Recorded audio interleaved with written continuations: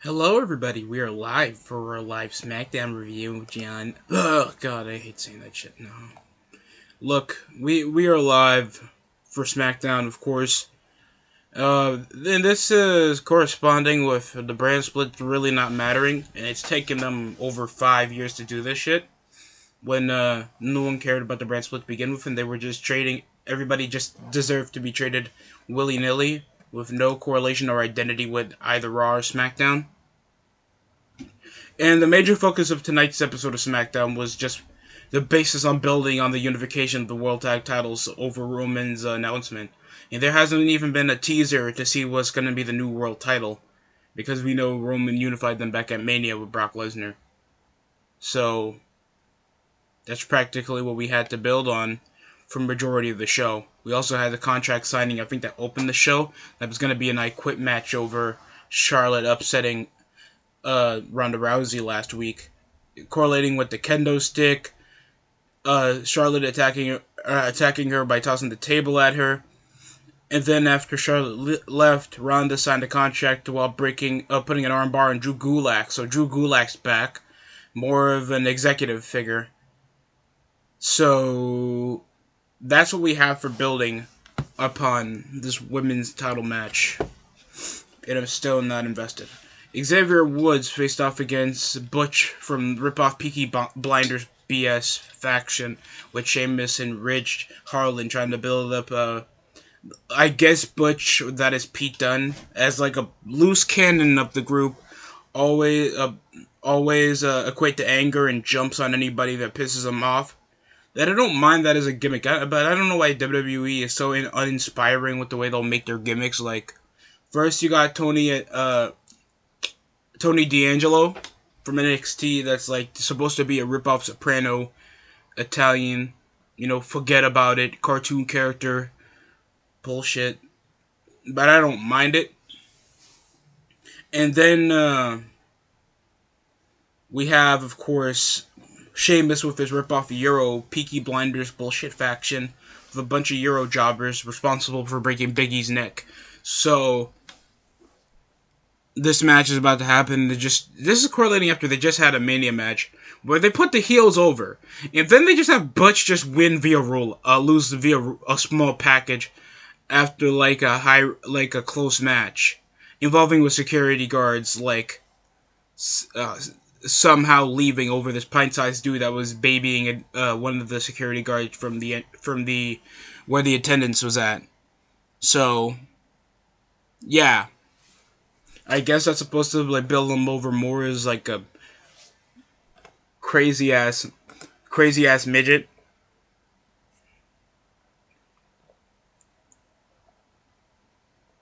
And they were trying to, and then they kept building over backstage with Sami Zayn trying to talk some sense with Roman Reigns. And I think this had something to correspond with probably convincing him to cancel a match or trying to get him back in the IC title picture. Ricochet just faces off against Shanky because they just interrupted his hangout session with Aaliyah because we know he's single. And he just gets a title shot off the bat. Even though like Shanky and Jinder are jobbers. And then later on, he's treated as a minimal threat later in the main event of the show, after just getting Claymored, even though he's a former WWE champion. Now, I'm not saying that, like, I like Jinder. I'm saying that, like, at least try to treat him like he has some respectable background. Yeah, Mark Henry was still, like, a mid-carder around when he won the World Heavyweight title in 2011. But they still treated him like a respectable threat that you don't want to piss off or you get him messed up. It's just holding that brass ring BS like they do for any other upper mid-carder that they can't turn into a star. But they still treated like Mark Henry is like, you can't mess with this dude. Jinder, it's very nice to see. Like, shut up. Canadian 7-Eleven. I swear to God. Gunther comes in his first debut on SmackDown. They still call him Gunther. And he comes around winning with a powerbomb. And then someone named Ludwig Kaiser introduced Gunther. So it looks like they're giving him a manager because he's a hero. But good enough. The guy has size. He leaned up over a bit. Except only his offense is chopping. At least he manhandles guys. He looks like a reasonable heavyweight, but he kind of looks like a Dutch girl with a Rhea Ripley haircut. But at least he looks somewhat imposing. So I would need something other than Omos for a monster in the roster, so I don't mind this. They're probably going to put him with Sheamus in his faction, or just tease him as like a borderline mid-carder the way they're pushing him. Next up, they had Sasha Banks and Naomi getting confronted by Natalya, Shayna Baszler. Yeah, Shayna Baszler and Natalya are finally a tag team after like Natalya's like spent the last 3 weeks probably on NXT 2.0 with Nikita Lyons saying that she's making sexual innuendos and winning in 20-minute boring matches like no one cares.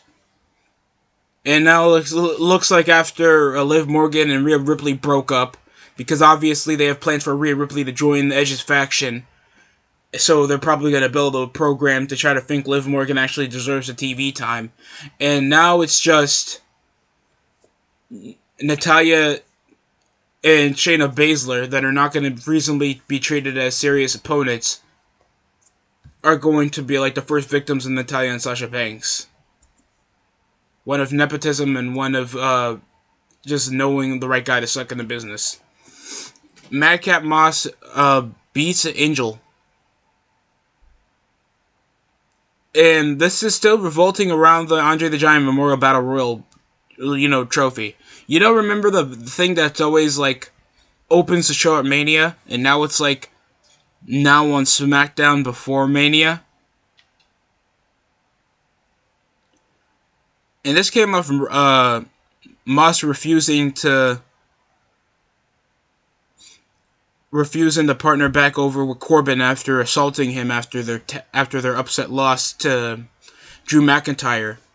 And after Moss wins, he literally gets jumped again off Corbin, but and gets hit with the End of Days, and he ends up taking away the Andre the Giant Memorial Battle Royal. And I don't get it, right? Like, why does it matter? Why would you get some emotional... Like, you get emotional shit... like, every time Corbin tries to build up and it's like, oh, he's a good worker. He's the most dullest person to watch on TV. He just takes it. And nobody else is there to help him. He doesn't have any associate security guards. It's like, you want to correspond more of him being rich. Right?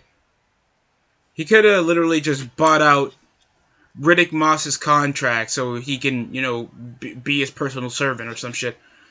No. And now there's probably going to go over for months so we can build over Madcap Moss. He'll probably make some jokes, wear some jobber wrestling gear, be like our Matt Striker with less intelligence. Lacey Evans go over a promo going over how she's a great single mother. Screw you, Ric Flair. I'm a great American woman. I'm also a veteran. Trying to build her up as this all-American babyface diva. I guess it's doing its stigma because WWE's doing something they should have done with Veer. Do different vignettes so I can know the personality of the wrestler and know what they're capable of. And, get invested as them as a character. It's not really that difficult if you actually write and think about it, and actually think, what are these characters going to do, and how can we push this for the long term? And it seems like the writing team doesn't think about that. Because you're airing a fucking TV show. This isn't a live event. But it is a live event, because it's on TV. Shut up. Then we had Jey Uso versus Matt Riddle.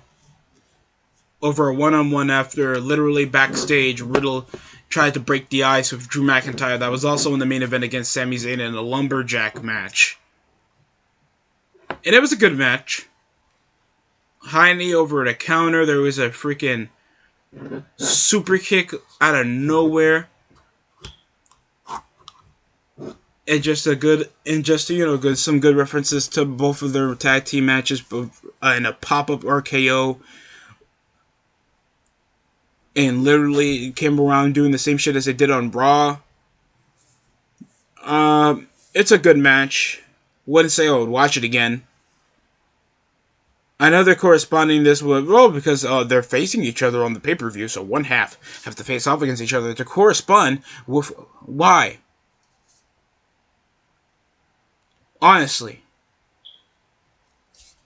It's such laziness to try to make sure that, that the rivalry is relevant.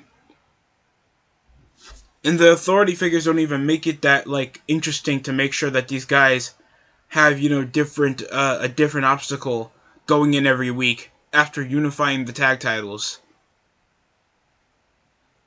And then we had a lumberjack match. Usos assaulted RK Bro during before they even came into the near the ringside. Sami Zayn managed to try to get out of the crowd, but McIntyre came with a damn sword. It literally ended with just an intuitive brawl outside where nobody can continue the match, and then it ended with Shanky and Jinder catching a Claymore kick, ending in a basic pop, and then later on it'll be like no chance for escaping for Sami Zayn because next it'll end in like a steel cage, and this is like the fourth consecutive match they had against each other that like ended in no contest. So McIntyre couldn't look weak and Sami Zayn couldn't be look as weak. Like, it's so repetitive, bro, and it doesn't feel like I'm going to keep focused because there's not much other than Sami Zayn's the cowardly heel and McIntyre's just the sword-toting babyface, and I just don't find anybody to get invested in. It's just bad, bro. But that's my review. Roman was barely there. Most of the time, he didn't even have anything important because we know his title match will be soon. And it just feels like they're just not doing much to even show Roman is already being, like, threatened because there's barely anybody on the Smackdown or Raw roster that's going to be a legitimate, consistent threat. After he held this belt and literally faced everybody, we're also going to get a beat the clock challenge next week on SmackDown. Shanky versus Ricochet for the Intercontinental title. Why not just Jinder? Oh, they're saving that for WrestleMania Backlash. And we have Sami Zayn trying to build be more of an asset or an ally for Roman Reigns. But other than that, I don't feel like anything about this except probably the Riddle and Uso match. It's something for me to make sure this show is watchable. And, like, I remember I got in an argument with certain people trying to defend it because they probably never watched anything entertaining in their life that they share with most people. But being rewatchable is a good thing. That makes sure that there's always a timeless moment that you would go back and watch the episode. That's a benefit. You think you don't want to watch an old YouTube channel or YouTube video that you used to remember and used to laugh or actually be invested in? That makes no sense to me. Rewatchability matters, and this SmackDown wasn't one of those rewatchable moments, bro. And yeah, that's it coming from me. That's the DST show. Thanks for watching.